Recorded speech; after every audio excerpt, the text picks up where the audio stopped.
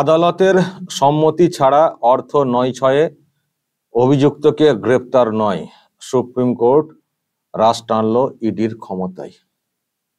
প্রিয় দর্শক, আমি শফিকুল ইসলাম এবং আপনারা দেখছেন আরামবাগ টিভি।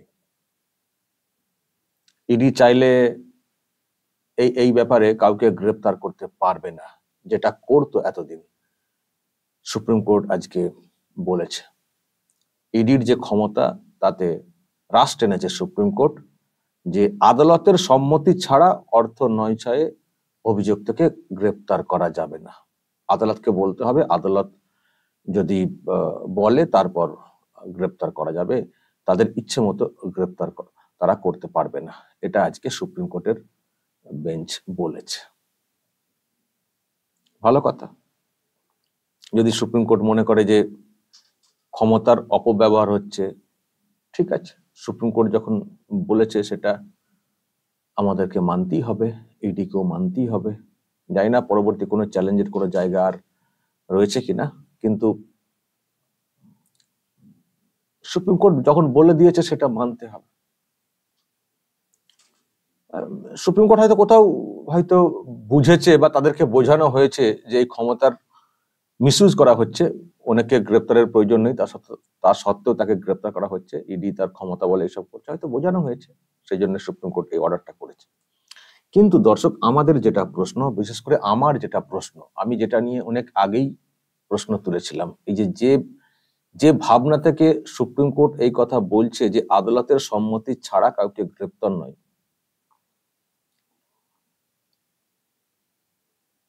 আমার যেটা প্রশ্ন দর্শক, আমি অনেকদিন ধরে বলে আসছি যে আমাদের এই পুলিশি ব্যবস্থা যেটা রয়েছে, যে কোনো মানুষকে যদি গ্রেপ্তার করার প্রয়োজন হয় বা তাকে যদি অনেকদিন বন্দি রাখার প্রয়োজন হয়, তাহলে পুলিশ যেটা করে, ইচ্ছা মতো সব ভারী ভারী ধারা দিয়ে সবকিছুকে দিয়ে গ্রেপ্তার করে কোর্টে চালান করে দেয়, আর কোর্ট, লোয়ার কোর্ট বলে এ ধারাতে মামলা হলে আমরা তো জামিন দিতে পারবো না।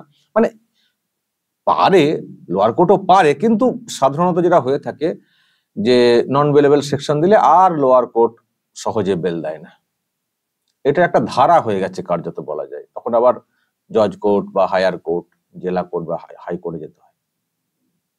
আমার যেটা প্রশ্ন, আমি প্রথম থেকে বলে আসছি যে যখন সুপ্রিম কোর্ট এটা মনে করছে যে ইডি তার ক্ষমতার অপব্যবহার করছে, মিসইউজ করছে, তখন এই যে পুলিশ সেকশন যে মানুষের জীবন নষ্ট করার জন্য আইনকে মিসইউজ করে, সেক্ষেত্রে কিছু একটা বলতে পারে না, বলা যায় না, সুপ্রিম কোর্ট বলতে পারে না। এটা আমার প্রশ্ন। কারণ আমি নিজেও তো ভুক্তভোগী। আমিও দেখেছি আমার নামে যেসব ভারী ভারী ধারা দিয়ে দেওয়া হয়েছিল, তার জন্য লোয়ার কোর্ট বেল দেয়নি, ভুগতে হয়েছে আমাকে। আমার বক্তব্য ছিল যে এটা কেন, যদি কারোর নামে কিছু অভিযোগ থাকে, ওই ধারাটারা বসানোর আগে 24 ঘন্টার মধ্যে তাকে যদি গ্রেপ্তারও করতে হয়, যদিও এখানে তো গ্রেপ্তারের বিষয়টাতেই মানা করে দিচ্ছে, আদালতকে বলতে হবে, আদালত বললে তারপরে। তো আমার যেটা বক্তব্য ছিল, ঠিক আছে, যদি কাউকে জরুরি ভিত্তিক গ্রেপ্তারের প্রয়োজন হয় করুক, কিন্তু করে সেটাকে আদালতে গিয়ে বলা হোক যে এই অভিযোগ ছিল, ওনাকে গ্রেপ্তার করেছি, মনে হয় এই ধারাতে মামলা করলে ভালো হবে। বা লোয়ার কোর্টকে বলা, যিনি থাকবেন বিচারক, তাকে বলা যে এই ব্যাপার, এবার আপনি বলুন কোন অ্যাঙ্গেলে আমাদের তদন্ত এগোবে। ধারা যে ইচ্ছা মতো পুলিশ দিয়ে দিচ্ছে, সেটাকে আটকানোর জন্য অন্তত কিছু একটা রাস্তা বের করে দিক। তা না হলে যেটা হচ্ছে, হয়তো 90 দিন পর বেল হচ্ছে বা 60 দিন পর বেল হচ্ছে, কিন্তু ওই সময়ের মধ্যে মানুষের জীবনটা যে কতটা ক্ষতিগ্রস্ত হয়ে যায় সেটা আমিও জানি। আমিও তো বেল পেয়েছি, খালাস হয়েছি, কিন্তু আমাকে হয়তো জেলবন্দি থাকতে হয়েছে। কেন থাকতে হবে? সেটা থাকতে হয়েছে এই কারণেই পুলিশ এমন ধারা দিয়ে পাঠিয়েছিল যে লোয়ার কোর্ট বেল দিতে পারেনি। অথচ পরবর্তীকালে প্রমাণ হচ্ছে সেসব ধারাগুলো ঠিক ধারা ছিল না। তো যখন পুলিশ এই রকম একাধিক ক্ষেত্রে প্রমাণ হয়ে গেছে যে ইচ্ছা করে তারা ভুলভাল ধারা দিয়ে থাকে, তাদের ধারাগুলো টেকে না, তাহলে কেন এই ধারা দেওয়ার ক্ষমতাটা পুলিশের হাত থেকে কেড়ে নেওয়া হবে না? কারণ তারা অনেকগুলো কারণে এইরকম করে থাকে। কখনো কখনো কারো নির্দেশে কোন অফিসার করে থাকেন, উপর থেকে নির্দেশ চেয়ে এই ধারা দিয়ে, কারণ পুলিশ মন্ত্রী নিজেই তো বলেন না কেসটাকে ভালো করে সাজাতে হবে, হয়তো সাজিয়ে ভালো করে ফাঁসানোর কোনো নির্দেশ মানে যদি আসে আর কি উপর থেকে, তখন পুলিশ অফিসাররা সেটা করতে বাধ্য হন, নাহলে বদলি হয়ে যাওয়ার ভয় থাকে বা কিছু। দ্বিতীয়ত, নিজেদের লোভ, মানে ওকে ফাঁসালে কেউ কিছু দেবেন, বেশি কিছু পয়সা করে দেবেন, সেই কারণে মানুষের জীবন নষ্ট, আমার তো পকেটটা মোটা হবে। আর তৃতীয়ত, যদি নিজের ব্যক্তিগত কোনো রাগ থাকে সেখান থেকেও করতে পারেন।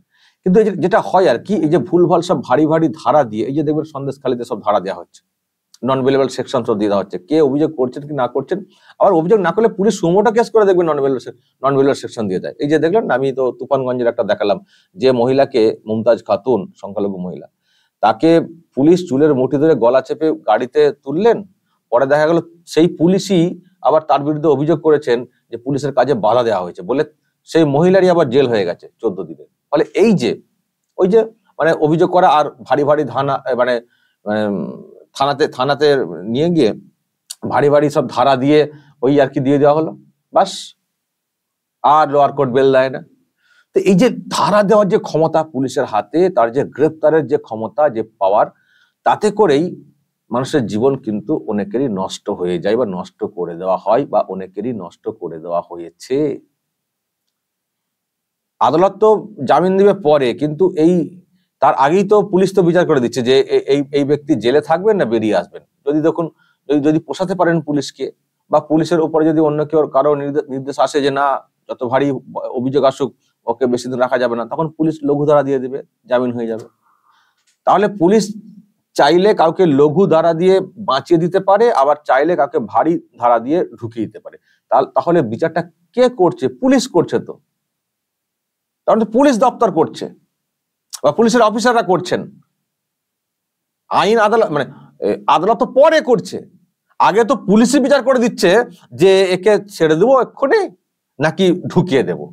ছাড়তে হলে লঘু ধারা দেবো, যতই মানুষের অভিযোগ করে থাকুন না কেন, আর ঢোকাতে গেলে আমরা নিজেদের মতো করে একটা ভারী ধারা দিয়ে দেবো। এরকম বহু ধারা দিয়ে দেওয়া হয়েছে, আমার ক্ষেত্রে বহু ধারা দিয়ে দেওয়া হয়েছে। সেই ধারাগুলো কলকাতা হাইকোর্টে গিয়ে থাপ্পড় খেয়েছে, আমার ক্ষেত্রেই তো হয়েছে।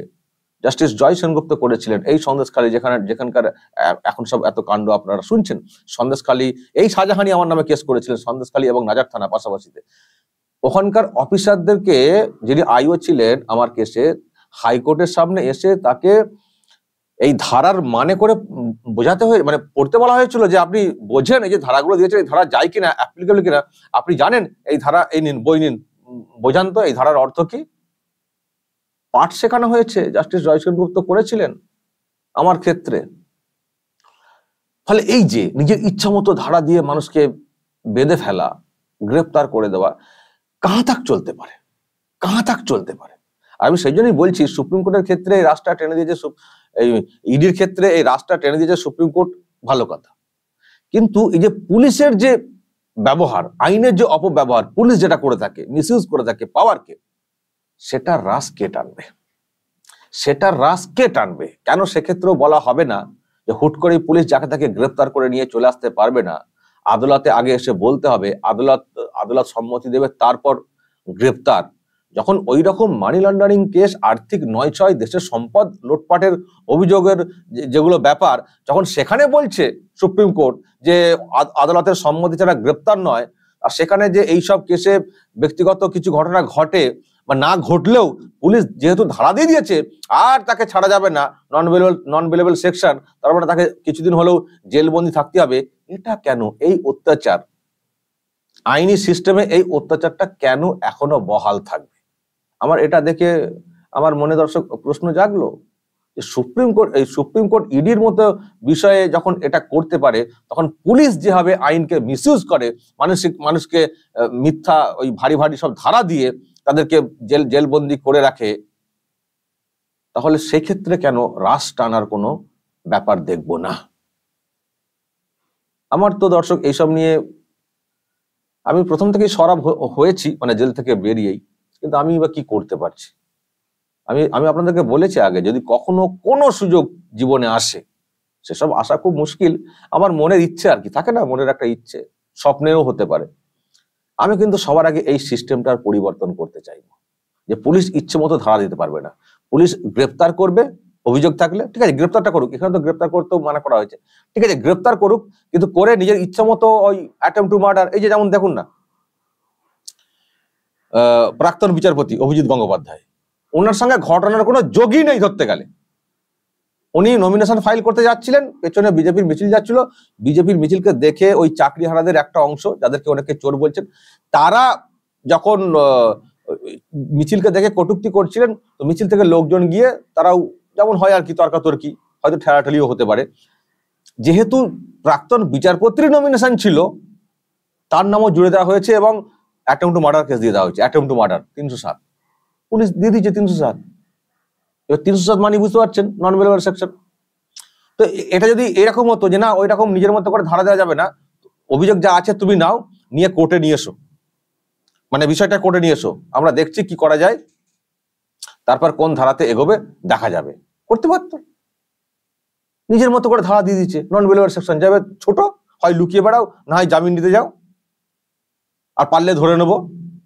তো আমি তো বলবো যদি জাস্টিস গাঙ্গুলিকে মানে প্রাক্তন বিচারপতিকে যদি এই সময় গ্রেপ্তার করা হয় তাহলে প্রাক্তন বিচারপতির জন্য মঙ্গল। একবার টাচ করে দেখুক না পুলিশ এই মুহূর্তে, যে সিম্প্যাথি উনি পাবেন না দেখবেন দর্শক। তো যাই হোক, এই যে বিষয়টা পুলিশের, এই যে বিষয়টা পুলিশের এই যে একটা আইনি অপব্যবহার, সেটার রাশটাকেও তো টানতে হবে, সেটা কে দেখবেন?